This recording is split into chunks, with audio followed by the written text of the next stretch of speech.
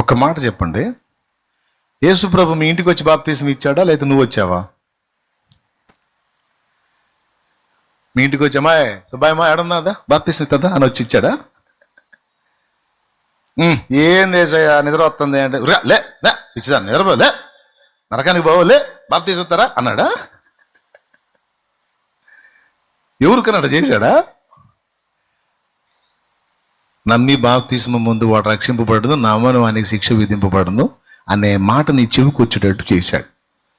ఇప్పుడు ప్రయోగం ఎవరు చేశారు? నువ్వు చేసావు, ఏసై చేశాడా? ఎక్కడున్నావు, ఏ ఊరు నుంచి వచ్చావో వచ్చాడు కూర్చున్నావు. నువ్వు ప్రయోగం చేశావు, రక్షణలోనికి ఆయన నడిపించాడు.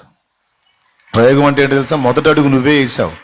ఏమని? నాకు రక్షణ కావాలి, రక్షకుడు కావాలి.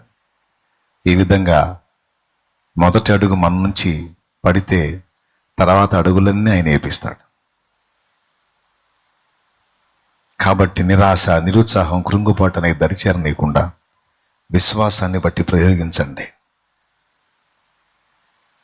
జయము